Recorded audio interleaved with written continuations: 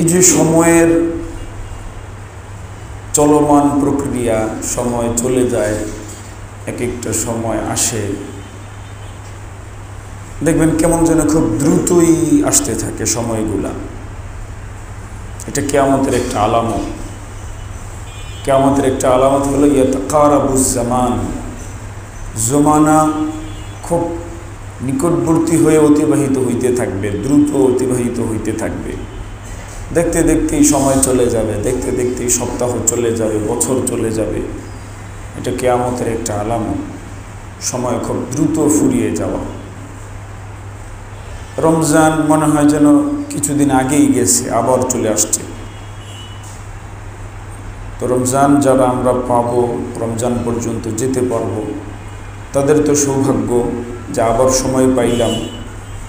কিন্তু এর সাথে সাথে আবার নিজেদের জীবনের বিষয়টা নিয়ে চিন্তাও করা প্রয়োজন।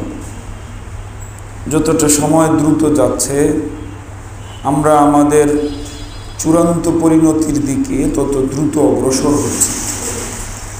এজন্য আমি রমজানের আগামী জুমায় ইনশাআল্লাহ রমজানের প্রস্তুতি, রমজানে কি কি কাজ করব, এটার বিষয়ে একটা তালিকা দিব। আজকের জুমায় এই সময় এবং রমজান যে সামনে আসতেছে, এ বিষয়ে নিজেদের জীবন নিয়ে একটু হিসাব কিতাব করা দরকার। এই বিষয়ে কিছু আলোচনা করব। এর জন্য ভালো মনে হলো সূরাতুল আম্বিয়া থেকে একটু শোনানো। সূরাতুল আম্বিয়ার শুরু থেকে তেলাওয়াত করেছি। আল্লাহ তাআলা কি বলেন একটু শুনি, অনুবাদটা আগে শুনি। আল্লাহ তাআলা বলেন, ইকতারাবা লিন-নাসি হিসাবুহুম, মানুষের জন্য তাদের হিসাব নিকটবর্তী হয়ে রয়েছে। মানুষের জন্য তাদের হিসাব নিকটবর্তী হয়ে গেছে। ওহুম ফি গাফলাতিম মুরিদুন, কিন্তু মানুষ গাফলতের মধ্যে, উদাসীনতার মধ্যে মুখ ফিরিয়ে আছে। মানুষের হিসাব নিকটবর্তী হয়ে গেছে, কিন্তু মানুষ গাফলতের মধ্যে নিকটবর্তী মুখ ফিরিয়ে আছে। মানুষের হিসাব নিকটবর্তী হওয়ার মতলব কি? আমরা সকলে জানি আমাদের হিসাব কিতাব হবে হাসরের মাঠে। কখন হবে? কন্যা জোরে একটু সব, হাসরের মাঠে। আমরা সকলে জানি আমাদের হিসাব কিতাব হবে হাসরের মাঠে। আল্লাহ তাআলা বলেন হিসাব কিতাব নিকটবর্তী হয়ে গেছে। তো হাসরের মাঠ নিকটবর্তী, তাহলে হাসরের মাঠে হিসাব কিতাব হবে, এক অর্থ এটা। কিন্তু বুঝার বিষয় হলো যে নিকটবর্তী মানে কেমন নিকটবর্তী? যুবক পোলাপান, পিচ্ছি পোলাপান, এরা আবার ভীত সন্ত্রস্ত হয়ে বিয়ে শাদী ছেড়ে দিবে কিনা? যেহেতু কিয়ামত নিকটবর্তী হয়ে রয়েছে, তার বিয়ে করে লাভ কি? কিয়ামত যেহেতু নিকটবর্তী, বিয়ে শাদী করে লাভ কি? মরেই তো যাওয়া লাগবে। কোন সময় জানি সিংহায় ফুৎকার লাগে, কোন সময় চন্দ্র সূর্য খৈসা পড়ে যায়। তো বিয়ে শাদী করবো কিনা? সময় যেহেতু নিকটবর্তী, কি অর্থ? আমার ভাইয়েরা, কিয়ামত নিকটবর্তী পূর্বের যুগের তুলনায়। এখনো কত বছর আছে আমরা ঠিক জানি না, কারণ কিয়ামতের প্রকৃত তারিখ আল্লাহ ছাড়া কেউ জানেন না। কোরআন মাজিদে আছে, আল্লাহ রাব্বুল আলামিন বলেন, ইয়াসআলুকান নাসু আনিস সাআহ কুল ইন্নামা ইলমুহা ইনদাল্লাহ ওয়া মা ইউদরিকা লাআল্লাস সাআতা তাকুনু করিবা।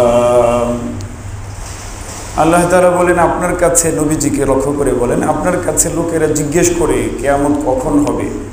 আপনি বলুন, কিয়ামতের একমাত্র জ্ঞান আল্লাহর কাছে আছে। কার কাছে? আল্লাহর কাছে।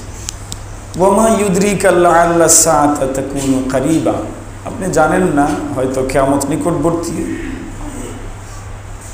কিয়ামত কখন হবে সুনির্দিষ্ট তারিখ একমাত্র আল্লাহ জানেন। তবে আল্লাহ বলছেন নিকটবর্তী। আমরাও কিছু জিনিস দেখে নিকটবর্তী মনে করতে পারি কিনা, ওই জিনিসগুলাকে আলামত বলা হয়। বহু আগে সম্ভবত শুনিয়েছিলাম হাদিসে জিবরিলের কথা। হাদিসে জিবরিল, হাদিসে জিবরিল একটা লম্বা হাদিস। এই হাদিসটা অনেক গুরুত্বপূর্ণ এবং ইসলামের প্রায় সকল বিষয়ের আলোচনা এই হাদিসে জিবরিলের মধ্যে আছে। এই জন্য হাদিসটাকে মিন উসুলিদ দ্বীন বলা হয়, দ্বীনের মৌলিক একটা হাদিস। এর মধ্যে প্রায় সকল বিষয়ের আলোচনা আছে হাদিসে জিবরিল। এর একটা অংশ হযরত জিবরিল আলা নবিয়িনা আলাইহিস সালাতু তাসলিম মানুষের বেশ ধরে নবীজির দরবারে এসেছিলেন, মানুষের বেশ ধরে। হযরত ওমর ফারুক রাদিয়াল্লাহু তাআলা আনহু এই হাদিস বর্ণনা করেছেন। তিনি বলেন, একদিন আমরা রাসূল করিম সাল্লাল্লাহু আলাইহি সাল্লামের কাছে ছিলাম। ইয তালা আলাইনা রাজুলুন শাদীদু বায়াদি সিয়াব। তো হঠাৎ করে আমাদের কাছে একটা লোক এলো, যেই লোকের জামা কাপড় প্রচণ্ড সাদা ছিল, ধবধবে সাদা, শুভ্র, সুন্দর, পরিচ্ছন্ন ছিল।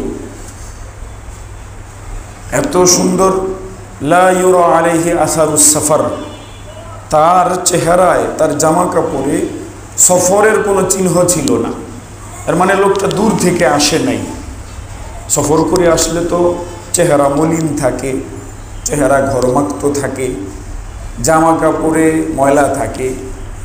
আগের যুগে তো আর গাড়ি ছিল না, গ্লাস ফিট করা গাড়ি ছিল। মরুভূমি দিয়ে খোলা সফর করে আসতে হইতো। রৌদ্র লাগতো, বালু লাগতো, ধুলা লাগতো, বাতাস লাগতো, হ্যাঁ, ঘেমে যাইতো চেহারা। এটা লোক দূর থেকে সফর করে এলে তার চেহারা দেখলে বোঝা যেত, তার জামা দেখলেই বোঝা যেত। হযরত ওমর ফারুক রাদিয়াল্লাহু তাআলা আনহু বললেন যে তার চেহারায়, তার জামা কাপড়ে আমরা সফরের কোনো চিহ্ন দেখতেছি না, প্রচণ্ড সাদা শুভ্র জামা কাপড়। ও, তাহলে লোকটা সফর করে আসে নাই, মদিনার লোক মনে হয়। হযরত ওমর ফারুক রাদিয়াল্লাহু তাআলা আনহু বলেন, ওয়ালা ইয়ারিফুহু মিন্না আহাদ, কিন্তু আমাদের কেউ তাকে চিনিও না।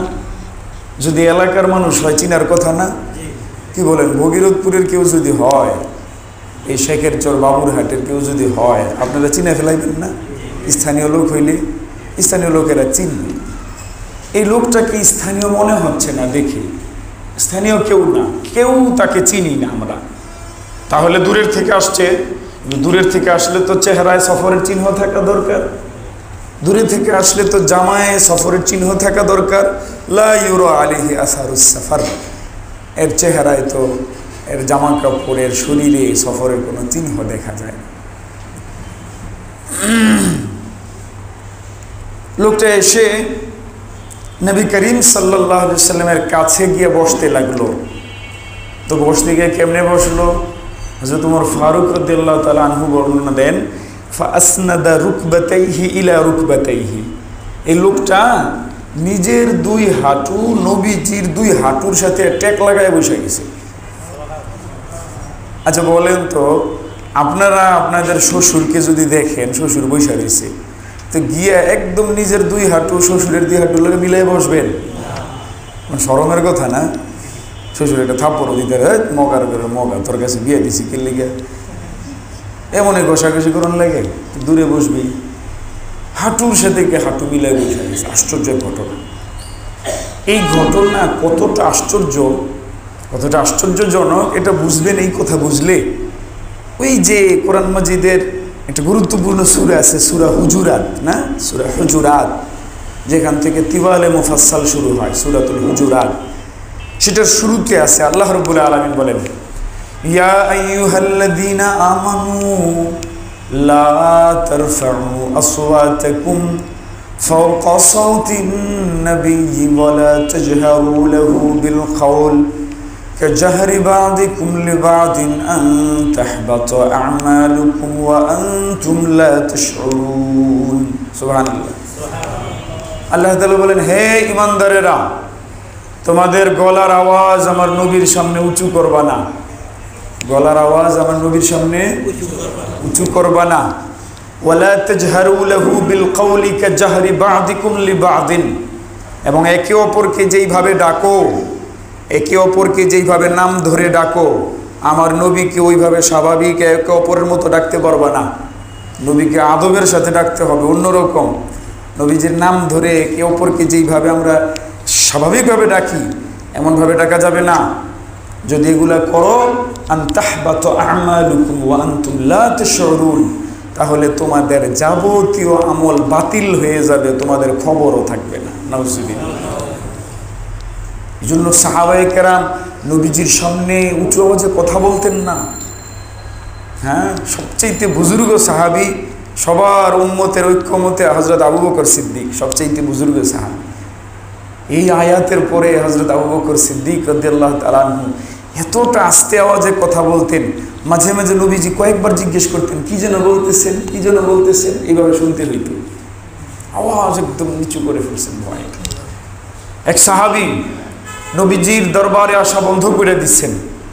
নবী করিম সাল্লাল্লাহু আলাইহি ওয়াসাল্লাম নিজের সাহাবীদেরকে খেয়াল করতেন, কে নামাজে আসতেছে, কে আসতেছে না, কে 2 দিন ধরে আসতেছে না। প্রিয় রসুল আবার খোঁজ লাগাইতেন, আমার অমুক সাহাবী আসে না কেন। ওই সাহাবীর ব্যাপারে খোঁজ লাগাইছেন, যাও তো কেন আসছে না। সাহাবায়ে কেরাম গেছেন, ভাই আপনি নামাজে আসেন না, নবীজি আপনারে স্মরণ করতেছেন, আপনাকে দেখতেছেন না। তো ওই লোক কান্না শুরু করছে, বলছেন আমি তো ভয়ে যাই না, সৃষ্টিগতভাবে জন্মগতভাবে আমার গলার আওয়াজ উঁচু। অনেক মানুষের এমন হয় না, গলার আওয়াজ উঁচু থাকে, এরা আস্তে কথা কইতে পারে না, গলার আওয়াজ উঁচু। যে আমার গলার আওয়াজ তো সৃষ্টিগতভাবে উঁচু, আমি আস্তে কথা কইতে পারি না, আমি কথা কইলেই জোরে হয়ে যায়। আল্লাহ তাআলা বলছেন নবীজির সামনে আওয়াজ উঁচু হইলে আমল বাতিল হয়ে যাবে, আমি আমার নবীজির দরবারে যাব, আমার যদি বেয়াদবি হয় জন্য যাওয়া বন্ধ করে দিচ্ছি। সুবহানাল্লাহ, সুবহানাল্লাহ। সাহাবায়ে কেরামের কত আদব। নবীজির কাছে এই খবর পৌঁছানো হয়েছে। পৌঁছানো হলে নবী করিম সাল্লাল্লাহু আলাইহি ওয়াসাল্লাম বলেন ওরে আসতে বলো। আল্লাহ ওর আওয়াজ এমনিতে তো উঁচু করে দিছে, ওর সমস্যা নাই। সুবহানাল্লাহ, সুবহানাল্লাহ। যেই জায়গায় সাহাবায়ে কেরাম নবীজির সামনে উঁচু আওয়াজে কথা বলতে ভয় পাচ্ছিলেন, নবী করিম সাল্লাল্লাহু আলাইহি ওয়াসাল্লামকে স্বাভাবিক মানুষের মতো ডাকা অপছন্দ করতেন, বেয়াদবি হয়ে যাইত। সেই জায়গায় একটা অপরিচিত লোক এসে নবীজির সাথে হাঁটুর সাথে হাঁটু ঘষাঘষি করে বসেন, একটু আশ্চর্য বিষয় না? একটা আশ্চর্য কেন।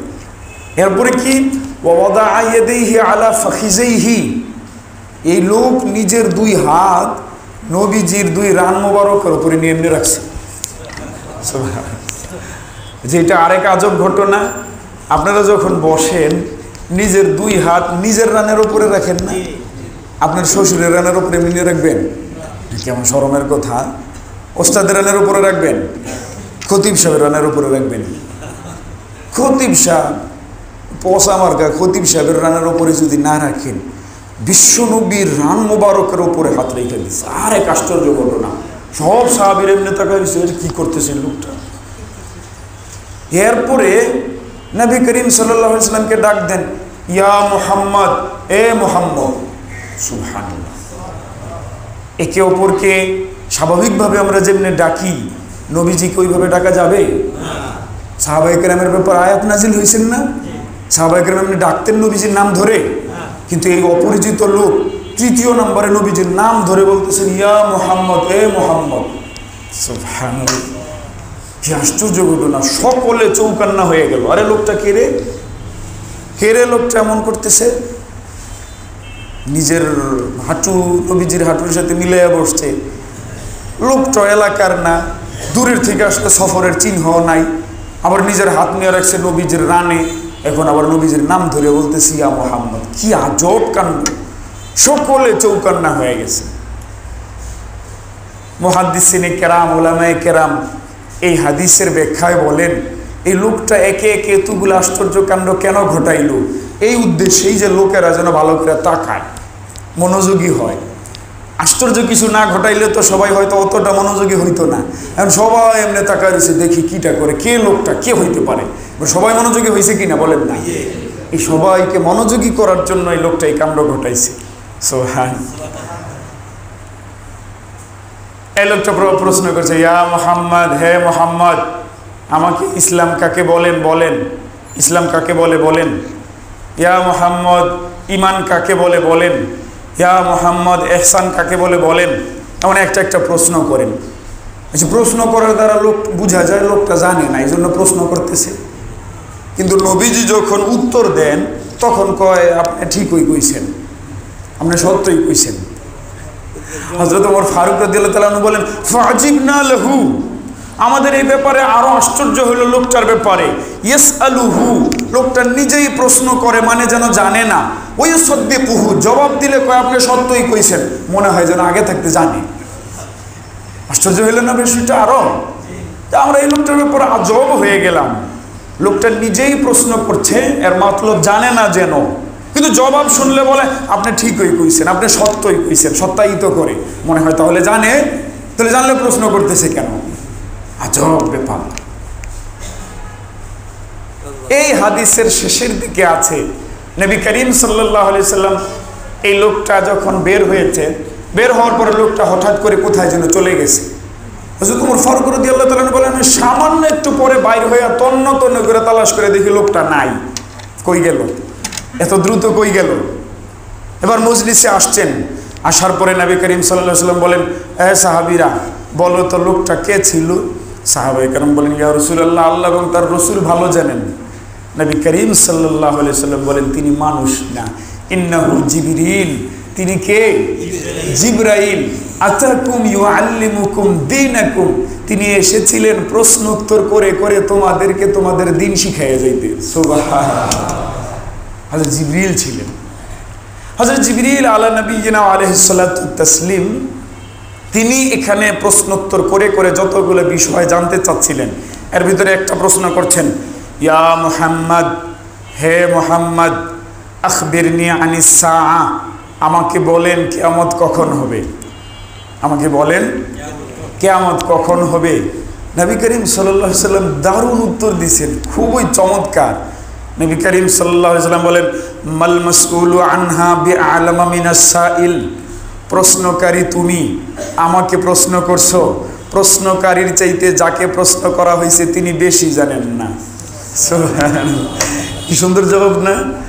তুমি প্রশ্নকারী, আমাকে প্রশ্ন করেছ, তোমার প্রশ্নকারীর চাইতে যাকে প্রশ্ন করা হয়েছে তিনি বেশি জানেন না। দুজন একরকমই।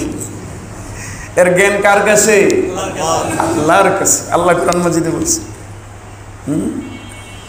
ইয়াসআলুনাকা আনিস সাআতি আইয়ানা মুরসাহা ফিমা আনতা মিন যিকরাহা ইলা রাব্বিকা মুনতাহাহা।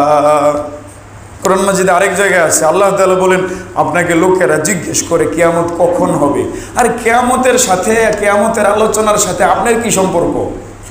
কিয়ামতের আলোচনার সাথে আপনার কি সম্পর্ক? এর চূড়ান্ত জ্ঞান তো আল্লাহর কাছে।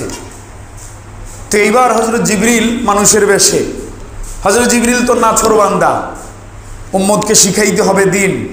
যেই প্রশ্নগুলো উম্মত করতে পারছিল না ভয়ে, ওই যে নবীজির সাথে যেমনে তেমনে কথা বলা নিষেধ, তো ভয়ে প্রশ্ন করতো, ভয় পান যে আবার একটা অহেতুক প্রশ্ন হয়ে যায়, আবার গুনাহ হয়ে যায়, ভয় পাচ্ছিলেন প্রশ্ন করতে।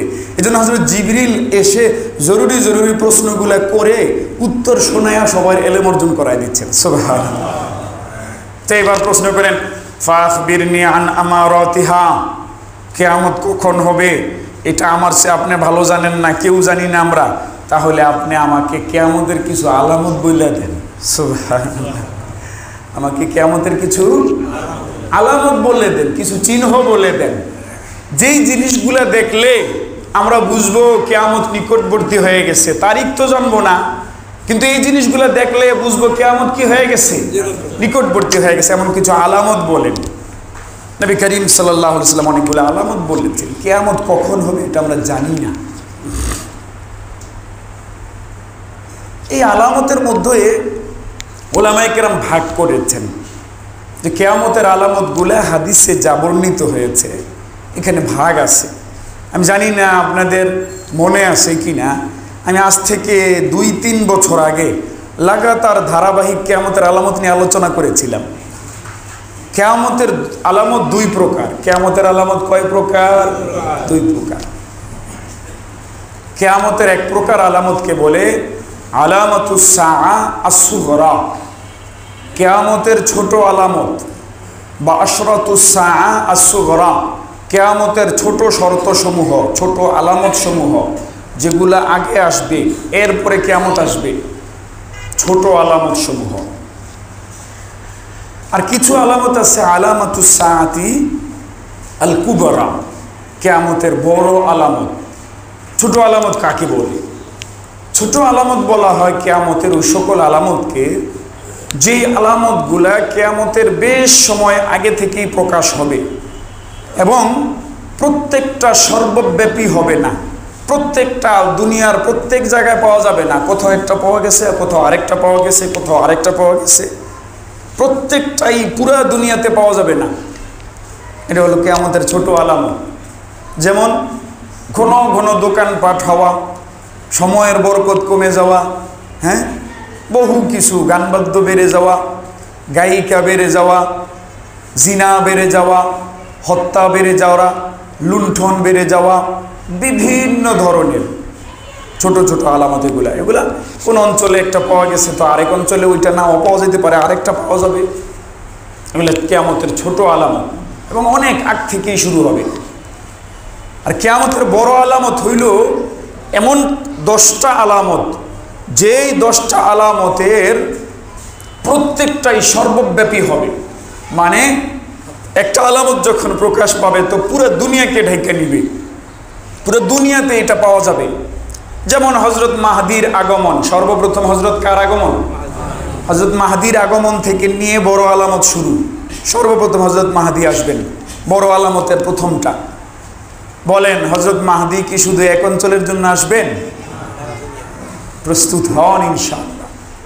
এই যে মুসলমানদের নির্যাতন দেখতে দেখতে দিল পুড়ে যাইতেছে, আর বরদাস্ত হইতেছে না। জালেম কাফেরের বাচ্চারা মুসলমানদেরকে কি নির্মম ভাবে হত্যা করতেছে, মন চাইতেছে দখল করে নিতেছে। এই যে আমেরিকা তার ক্ষমতা বলে আরব রাষ্ট্রের মধ্যে একটা জারজ রাষ্ট্র তৈরি করেছে, ইসরায়েল, জোর করে সম্পূর্ণ মুসলমানদের দেশ দখল করে বেশিরভাগই এখন নিয়ে গিয়া প্রায় 80% দখল করে ওইটারে আলাদা নাম দিয়ে দিছে ইহুদি রাষ্ট্র। এই পরিমাণ সক্ষমতা ইহুদিদের, এই পরিমাণ প্রযুক্তির উন্নয়ন ইহুদিদের, অনেক বেউকুফ মুসলমান তো পেরেশান হয়ে যায়। এর উপরে আবার যাবতীয় পরাশক্তিগুলো এর পক্ষে, বিশেষভাবে আমেরিকা, সকল পরাশক্তির মূলে যেই শয়তান, এই শয়তান সব সময় এই ইহুদিদেরকে রক্ষা করে চলে। বুঝতেছেন? এই যে আমাদের মা বোনদেরকে ফিলিস্তিনে গত 1 বছর যাবত প্রায় 60,000 নারী শিশু মানুষকে হত্যা করেছে। এই হত্যায় যে অস্ত্রগুলো ব্যবহার করেছে এর পাওয়ারফুল বেশিরভাগ অস্ত্র হলো আমেরিকার বানানো, ইন্ডিয়ার বানানো। এই হিন্দুরা ইন্ডিয়া পুরোপুরি ইসরায়েলকে সহযোগিতা করতেছে, অথচ ইসরায়েল একাই আরবের সকল রাষ্ট্রের সাথে যুদ্ধ করতে পারে। এত সক্ষমতা, এত বোমা, এত প্রযুক্তি, এত আধুনিক প্রযুক্তি এদের। কিন্তু এরপরে আবার যাবতীয় পরাশক্তিগুলা ভিতরে প্রকাশ্যে গোপনে এদের সহযোগিতা করে। বর্তমানে আমেরিকার যে পাগলা প্রেসিডেন্ট আসছে, বলদ প্রেসিডেন্ট, আগে একবার 5 বছর থেকে গেছিল ডোনাল্ড ট্রাম্প। এই বলদ হওয়ার কারণে একটা দিক ভালো হয়েছে, যা করতে চায় মুখ খুলে বলে ফেলে, তো মুসলমানদের জন্য একটু সতর্ক হওয়া সহজ হয়। সে আইসাই ঘোষণা দিছে, এই যে ইদানিং ঘোষণা দিচ্ছে বারবার, ফিলিস্তিনের যে মুসলমান আছে তাদেরকে বলতেছেন তোমরা এখান থেকে চলে যাও, মিশরে চলে যাও কিছু, জর্ডানে চলে যাও কিছু, সৌদি আরবে অনেক মরুভূমি পড়ে রয়েছে, ওখানে গিয়ে বসবাস করো। এই গাজা এটা সমুদ্রের পাড়ে বিশাল সুন্দর এলাকা, এখানে অনেক খনিজ সম্পদ আছে, এটাকে আমি আধুনিক একটা কিছু বানাবো। কেমন মগের মূল্য! আর মন চাইছে একটা দেশ সে দখল করে নিবে, দেশের জনগণকে চলে যেতে বলতেছে, সে হুমকি দিতেছে যদি না চলে যায়, ইসরায়েলের ইহুদিদের যাদেরকে বন্দী করে রাখা হয়েছে এদেরকে যদি মুক্তি না দেয় তাহলে ফিলিস্তিন গাজ্জাকে আমি জাহান্নাম বানায় দিব। নাউজুবিল্লাহ বলেন না? জুলুম করতেছে।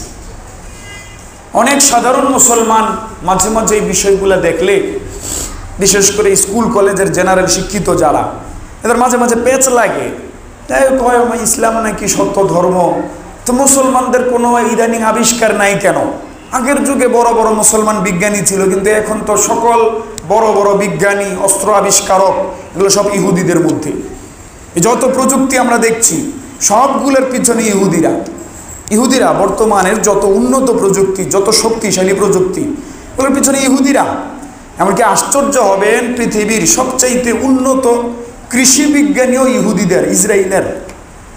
এই যে ইউটিউব ফেসবুক যা দেখেন, এগুলো সব ইহুদিদের। সবচাইতে শক্তিশালী বোমা বানানোর প্রযুক্তি ইহুদিদের, খ্রিস্টানদের, এদের। তো মুসলমানরা নাকি শক্তিশালী, মুসলমানরা নাকি হক। তো মুসলমানরা হক হইলে এত মাইর খায় কেন? মুসলমানরা হক হইলে মুসলমানদের শক্তি নাই কেন? জনসংখ্যা বেশি, কিন্তু এই জামানায় তো জনসংখ্যা দিয়ে যুদ্ধ হয় না। এই জমানায় 2-3 জন মানুষ হইল হাজার হাজার কিলোমিটার দূরে একটা সুইচ টিপ দেয়, গিয়ে শত্রুর রাষ্ট্রে গিয়ে একটা গ্রেনেড হামলা হয়, শত্রুর রাষ্ট্রে গিয়ে একটা রকেট হামলা হয়, একটা ক্ষেপণাস্ত্র পড়ে ওই দেশ তছনছ করে দিয়ে দেয়। 20 তলার একটা বিল্ডিং কয়েক সেকেন্ডে পুরো ধূলিসাৎ হয়ে যায়। এখন তো এই যুদ্ধ চলছে। তো এইগুলার প্রযুক্তি তো মুসলমানদের কাছে নাই। ইসলাম নাকি সত্য ধর্ম। এ বিষয়ে অনেকের একটা প্রশ্ন জাগে কিনা মনে? কোনো শক্তি যে মুসলমানদের নাই, কোনো প্রযুক্তি যে মুসলমানদের নাই, কোনো অস্ত্রশস্ত্রই যে মুসলমানদের নাই, কোনো প্রযুক্তি, কোনো বিজ্ঞান, কোনো আধুনিক যত সিস্টেম কিছুই যে মুসলমানদের নাই। তো মুসলমানরা নাকি হক, বলে মুসলমানদের এত দুর্বলতা কেন? আমার ভাইয়েরা, এর জবাব হলো সহি হাদিসগুলাতে, অসংখ্য হাদিসে সুস্পষ্ট এসেছে আখিরি জামানায় মুসলমানদের খলিফা আসবেন হযরত মাহদী। কে আসবেন? হযরত মাহদী। মুসলমানদের নেতা হিসেবে আসবেন হযরত ঈসা আলা নবিয়িনা ওয়া আলাইহিস সালাতু ওয়াত তাসলিম। দ্বিতীয় আসমান থেকে নাজিল হবেন। তাকে আল্লাহ তাআলা উঠায় নিয়েছিলেন ইহুদিরা যখন তাকে হত্যা করতে চেয়েছিল। তিনি আসবেন, এসে লড়াই করবেন ইহুদিদের বিরুদ্ধে। ইহুদিরা প্রচণ্ড শক্তিশালী থাকবে তখন। ইহুদিদের মধ্যে এত বড় জাদুকর থাকবে, এত বড় প্রযুক্তির মালিক থাকবে, ওই লোকটার একটা বাহন এত শক্তিশালী হবে, চোখের পলকে দুনিয়ার এই প্রান্ত থেকে ওই প্রান্তে চলে যাবে। এত দ্রুতগামী হবে প্রযুক্তি, এত দ্রুতগামী প্রযুক্তি হবে। এই লোকটা এমন আশ্চর্য লোক। এই লোক প্রথম দিন যেদিন আত্মপ্রকাশ করবে, সূর্য ডুবতে চাইবে না, 1 বছর লাগবে, সিস্টেম বদলায় যাবে। এখন যত প্রযুক্তি আসুক, দুনিয়ার সিস্টেম বদলায়নি। সূর্য ডুবতে 10 সেকেন্ড দেরি হয়নি, প্রাকৃতিক নিয়মেই হয়। কিন্তু ইহুদিদের মধ্যে একজন ইহুদি মানুষ, এলিয়েন না, কিন্তু কোনো অন্যরকম ক্ষমতাবান কেউ না, কিন্তু মানুষের মধ্য থেকে একটা লোক আসবে, বেটে, কুচকুচে কালো, বিশ্রী রকমের চেহারা, চুলগুলা একদম কোকড়ানো, একটা চোখ একদম বন্ধ আর একটা চোখ খোলা, এখানে কাফা র লেখা প্রত্যেক মুসলমান দেখতে পাবে, পা এমন চ্যাপ্টা।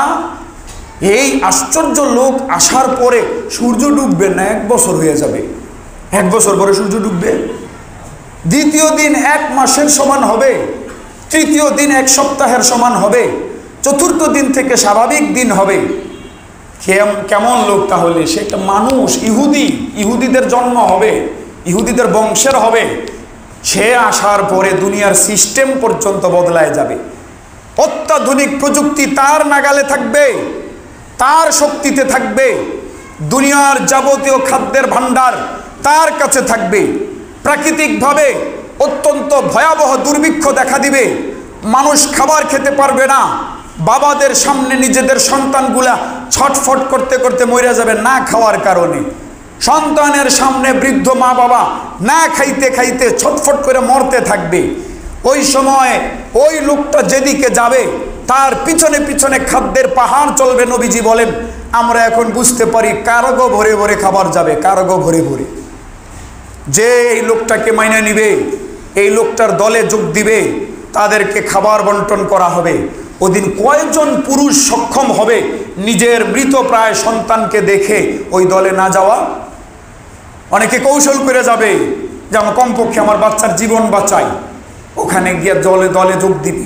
এই লোক আসবে, যাবতীয় শক্তি তার হাতে থাকবে, এই প্রযুক্তির উন্নত সব কিছু তার কাছে থাকবে, যাবতীয় আধুনিক অস্ত্রশস্ত্র তার কাছে থাকবে।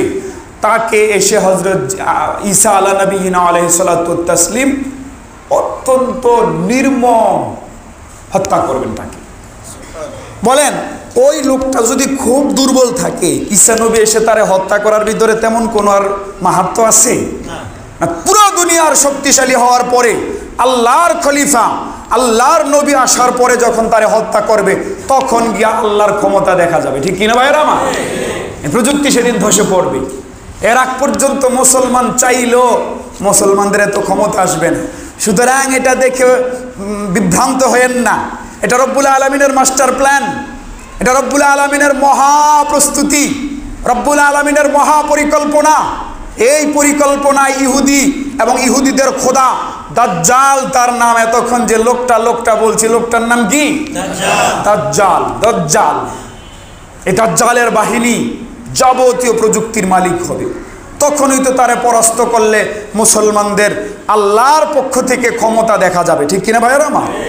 মুহূর্তের ভিতরে ওদের ধূলিসাৎ হয়ে যাবে ওদের প্রযুক্তি।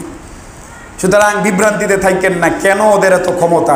এদের ক্ষমতা রব্বুল আলামিনের মাস্টার প্ল্যান হিসাবে একদম ধূলিসাৎ হয়ে যাবে এত ক্ষমতাবানরা। তাইলেই তো আল্লাহর ক্ষমতা বোঝা যাবে নাকি? হ্যাঁ, আল্লাহর ক্ষমতা, আল্লাহর ক্ষমতা। কিয়ামতের আগে দিয়ে এগুলো বড় বড় আলামত। হযরত মাহদী সর্বপ্রথম দুনিয়াতে আসবেন, এটা কিয়ামতের প্রথম আলামত। এইভাবে 10টা আলামত আসবে, যেটাই প্রকাশ পাবে পুরো দুনিয়ায়। হযরত ঈসা নবীর আগমন, এটাও পুরো দুনিয়াব্যাপী হবে, পুরো দুনিয়ার মানুষ জেনে নেবে, পুরো দুনিয়ার মুসলমানরা হযরত মাহদী এবং হযরত ঈসার দলে যোগ দিবে। পুরো দুনিয়ার কাফেররা দাজ্জালের পিছনে চলে যাবে, নামধারী মুনাফিক মুসলমানরাও দাজ্জালের পিছনে চলে যাবে। নবী করিম সাল্লাল্লাহু আলাইহি ওয়াসাল্লাম হাদিসে পাকে বলেছেন, দাজ্জালের বাহিনী হবে নারীরা। দাজ্জালের বাহিনী কারা হবে? নারীরা, নারী। এই যে নারীদেরকে ঘর থেকে বের করা, নারীদেরকে ঘর থেকে বের করে নারী স্বাবলম্বী হইতে হবে, নারী নিজে নিজে স্বতন্ত্র হইতে হবে, নারী এইটা করা লাগবে ওইটা করা লাগবে। নারী কি বান্দি নাকি? ঘরের ভিতরে খালি সন্তান পয়দা করবে আর স্বামীর মনোরঞ্জন করবে। এইভাবে ওরা কথাগুলো এমন ক্রিটিসাইজ করে করে বলে, এমন নিন্দা করে করে বলে। মৌলবীরা, মুসলিমরা, এই মুসল্লিরা এবং মুমিনরা, মুসলমানরা কটাক্ষ করে করে কয় এরা নারীদেরকে ঘরের ভিতরে বন্দি রাখতে চায়, এরা নারীদেরকে নিজের মনোরঞ্জনের জন্য শুধু রাখতে চায়, এরা নারীদেরকে বাচ্চা পয়দা করার জন্য শুধু রাখতে চায়। আমরা নারীদেরকে মুক্তি দিতে চাই। হ্যাঁ, তুমি কি তোমার জামার বান্দি নাকি? এরা চা খাওয়াইবা? তুমি বাইরে হও। তো বাইরে হইয়া কি জানি করবো? তোমার বস এরে চা খাওয়াইবা। কারে? দেখছেন কেমন বলদটা বানাইছে? নিজের স্বামীরে চা খাওয়াইলে বান্দি হয়ে গেল, আর বসের মনোরঞ্জন করা এরে চা বাইরে দিলে আধুনিক হয়ে গেল। কতটা গরু বানাইছে চিন্তা করছেন আপনারা? নারী যদি ঘরে থাকে তাহলে সে বন্দি, তাহলে তার প্রগতি হয় নাই, তাহলে সে আধুনিক না, তাহলে সে উচ্চশিক্ষিত না, স্বাধীন না। সে খালি সন্তান পয়দা করতেছে, স্বামীর মনোরঞ্জন করতেছে, আর বসের মনোরঞ্জন করলে ওইটা ভালো, স্মার্ট, আধুনিক। আপনি বলেন এই আধুনিক সভ্যতা নারীকে মর্যাদা দিছে না টিস্যু পেপার বানাইছে, ভোগের পণ্য বানাইছে? আমি এখনো বিমানে সফর করি না, আপনারা যারা সফর করছেন কি দেখছেন? ওখানে খুব অসুন্দর অসুন্দর মহিলারা যায়, ঠিক না? কথা কয় না। ওখানে বেডারা দেয় নাকি বেডিরা দেয়? ঘটনাটা কি? সাজ্জা আপনি যে হুজুর, এরপরও কিন্তু করবো না। আসসালামু আলাইকুম স্যার, কি লাগবে আপনার? এই যে এমনি কইলে তো আপনার ভিতরে একটা মন কেমন কেমন লাগবে, কি সুন্দর রে বেডিটা। আপনি কইবেন না আমি বিশাল বড় বিখ্যাত বুজুর্গ সুফি, এমন সুন্দর বেডি দেখলাম আর কিছুই হয় না। তা আপনার মনে সমস্যা আছে। কোন জায়গায় সমস্যা আছে? কম যেত না, এটা নেচার। আগুনের সামনে মম গেলে মম গলবে। আপনি কইবেন না এই মম গলে না, তাহলে এটা মম না, এটা লোহা। এটা মম না, এটা কি? লোহা। এটা প্রকৃতি না, এটা অস্বাভাবিক। শীতকালে শীত না লাগা অসুস্থতা, শীতকালে শীত না লাগা কি? অসুস্থতা। গরমকালে গরম না লাগা কি? অসুস্থতা। ক্ষুধা লাগলে ক্ষুধার অনুভব না হওয়া কি? অসুস্থতা। পেশাব পায়খানা না ধরলে কি? অসুস্থতা না? খারাপ জিনিস, কিন্তু এরপরে না হইলে কিন্তু খবর আছে, ফুটা করে হইলে বাইর করণ লাগবো। এটা নেচার। বাইর করছে নারীদেরকে, এইভাবে নারীদেরকে আরো বাইর করবে। নারীগুলো বলদ, এগুলো বাইরে হবে। ওই যে ওদেরকে একটা মোয়া ঝুলাই দিছে, আরে তুমি কেন তোমার স্বামীর কথা মোতাবেক চলবা? তাহলে তুমি কি করবা? তুমি চাকরি কর, তো চাকরি করলে তো তোমার বসের কথা মোতাবেক চলতে হয়, এর বেডে যাইতে হয়। সবার কথা বলছি না, অনেক কাহিনী ঘটে।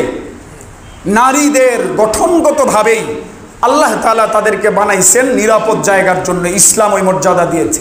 ইসলাম বলে নারীর এত মর্যাদা, নারী মা হইছে তো মায়ের পায়ের নিচে জান্নাত। সুবহানাল্লাহ।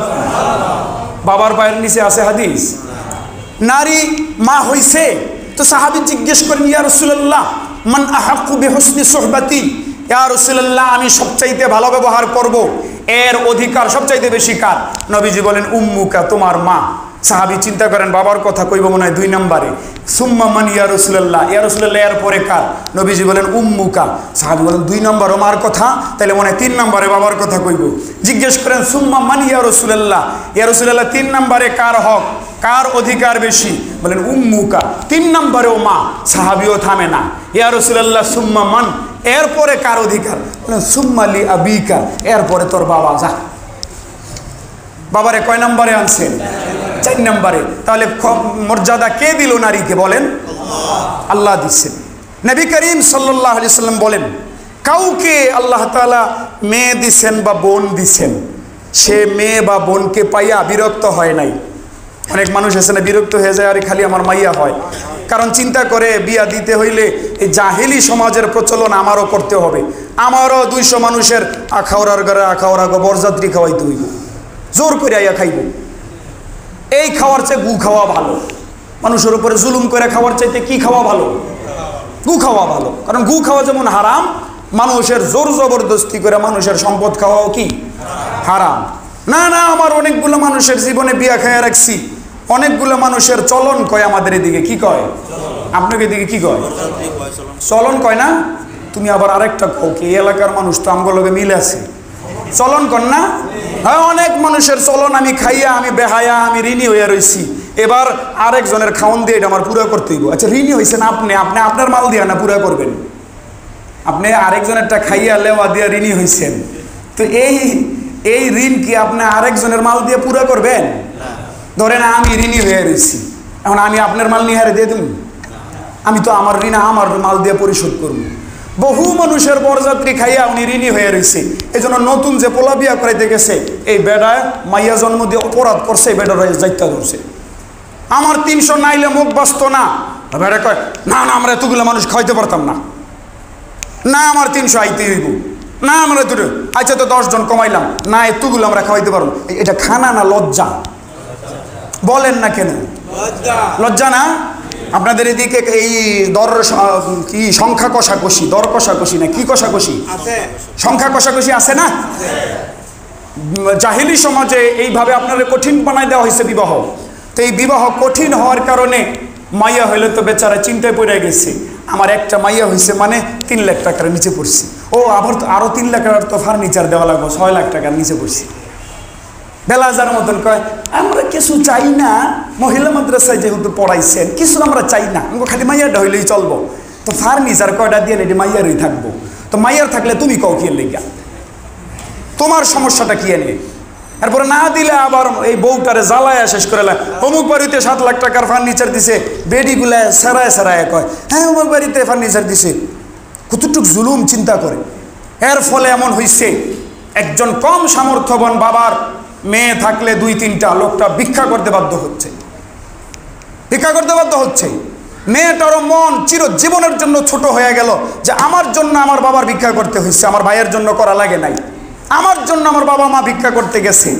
এই মেয়েটা কোনো দিন উঁচু গলায় কথা বলতে পারে না, আইসা সম্পদ চাইলে ভাইয়েরা মুখের ওপরে কইয়া দেয় তোরা বিয়া করতে গিয়ে আমরা এটা বেঁচে দিয়ে দিচ্ছি, তোরা সম্পদ দিতাম না। এটা বলার সুযোগ পাইছে জাহিলি সমাজের কারণে। জাহিলি সমাজ মা বাবা সন্তানটাকে, মেয়েটাকে এত যত্ন করে লালন পালন করছে, আপনি গিয়ে এখন আইন এটার দিয়ে আপনার বংশে একটা দূরে একটা জন্ম নিব, খালি গু দিব আর মুদ দিব, এটা পরিষ্কার করাইবেন, জন্ম দেওয়াইবেন। এই মাইয়ার উপযুক্ত করছে তার মা বাবা, তার সামান্য সার্ভিস তারা নেয় নাই, সে এখন সার্ভিস দেওয়ার উপযুক্ত হয়েছে, সন্তান জন্ম দিতে পারে, ঘর দুয়ার গুছায় রাখতে পারে, জামা কাপড় ধুইতে পারে, প্রেস করতে পারে, হ্যাঁ আর কি রান্না বান্না করতে পারে, যাবতীয় সার্ভিস দিতে পারে। এই মেয়েটা উপযুক্ত হওয়ার ক্ষেত্রে যেই বাড়িতে বিয়া হইব ভবিষ্যতে, জানা আছে কোন বাড়িতে হবে? তাহলে এরা কি এই মা বাপরে সহযোগিতা করে দিয়ে গেছিল মাইয়ার?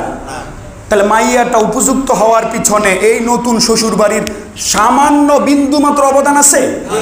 কিন্তু ভোগ তো করতেছে পুরাটা, এখন করবে পুরা, মাইয়ারও ভোগ করবে, মাইয়ার সার্ভিসও ভোগ করবে, আবার ব্যাটারিকে কইব ফার্নিচার কিছু দিয়ে মাইয়ারই থাকবো।